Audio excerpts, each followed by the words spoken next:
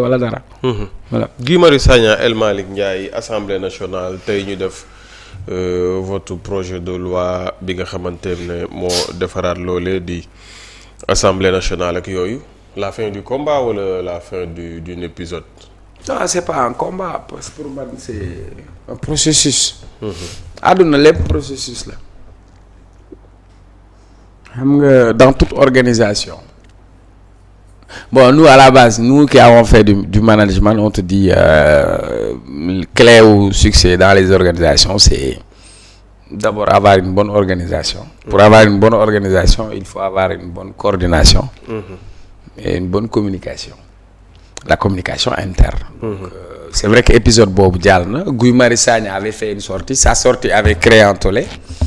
Guy Marius Sagna est ressorti pour éclaircir l'homme doon wax du dëgg. Pour dire que ce n'est pas Assemblée nationale wala El Malick. Mais c'est plutôt un groupe parlementaire.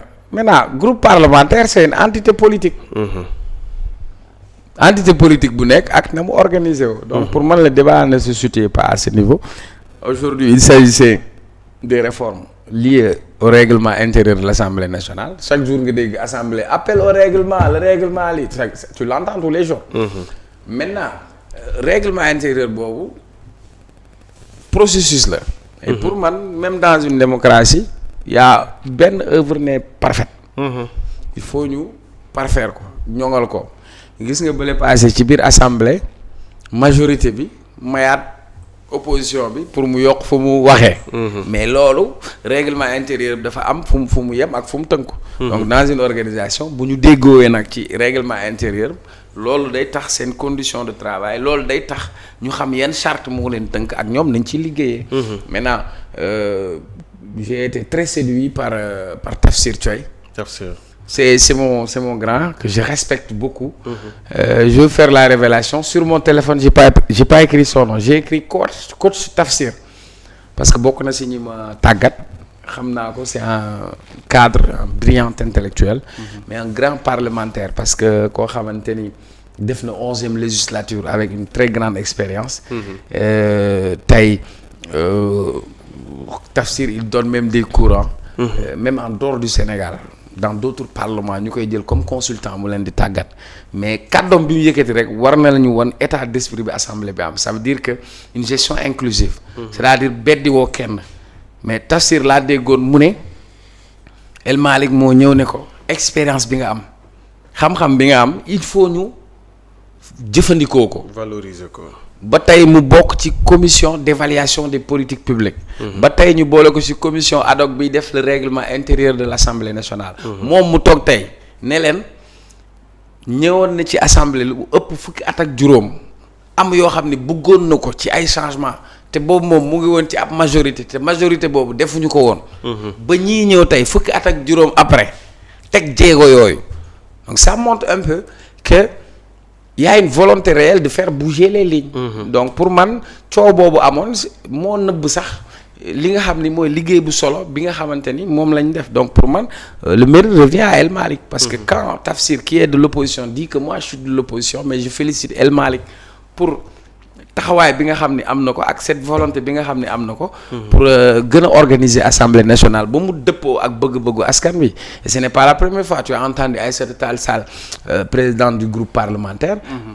Féliciter El Malick pour d'abord son esprit d'ouverture mais surtout son engagement à améliorer les conditions de travail des parlementaires donc pour man loolu moo ëpp solo.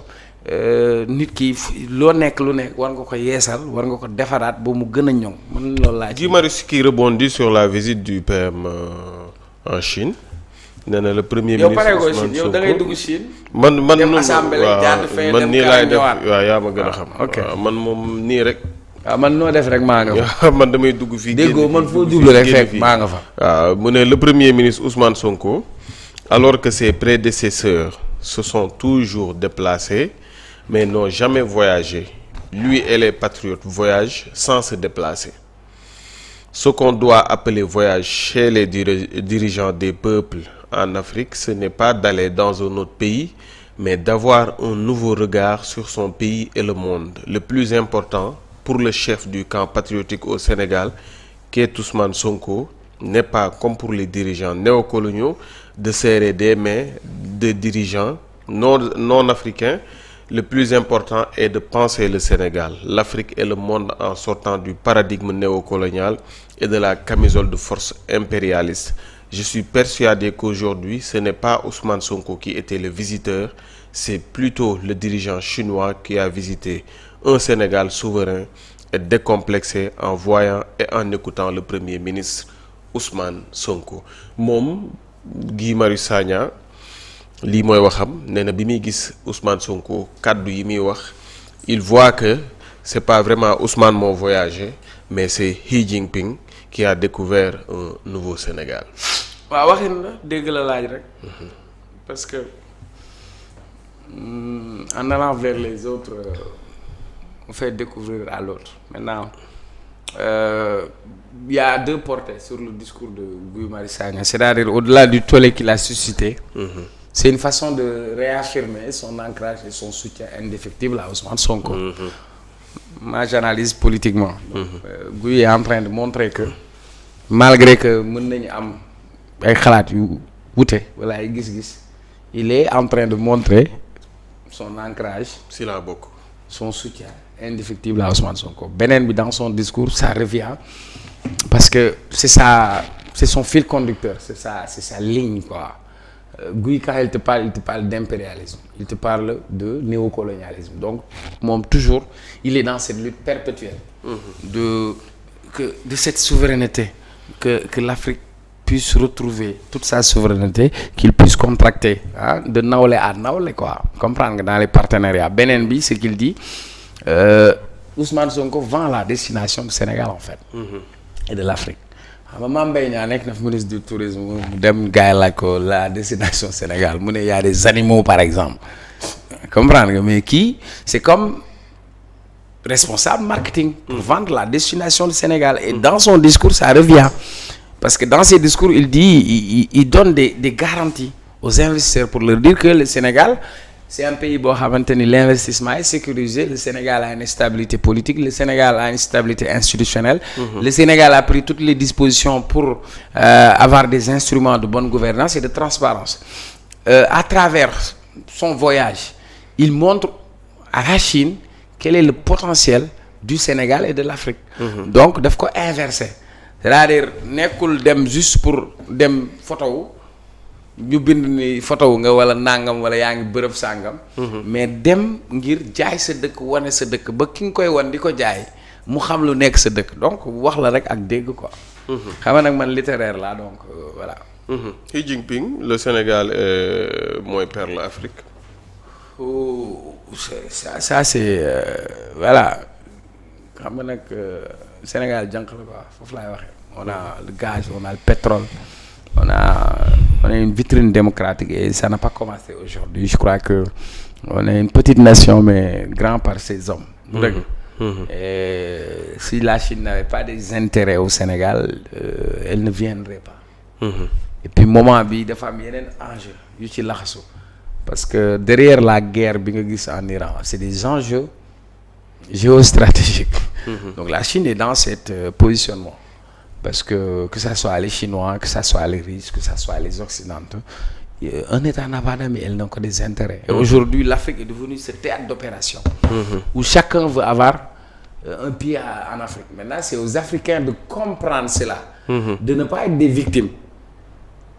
C'est aux Africains de comprendre ñoom ñooy ñan xam nga Cheikh Anta Diop da doon wax Afrique dafa mel ni màggetu wurus bu toog màgget mu toog ci montagne wurus di yalwaan. waratuñ toll foofu maintenant bokk si yabee gaynde ci doxin bala. dañuy am dox boo xamante ni fépp fu ñuy dox ak fépp fu ñuy dem dañuy wane ni yow mi ñu seqal yow yaa ñu yittewoo balaa ñu la yitte. il faut toujours montrer à l'autre que vous avez autant besoin de moi. Et pour man les paradigmes ont changé et naturellement les relations internationales ont changé et les lignes ont bougé et puis il faut comprendre que dans ce monde aujourd'hui mu neex la mu naqari la y a deux parties quoi comprendre. Même quand tu regardes la guerre Iran-Israël c'est l'Occident et l'autre partie. C'est la France, xam nga.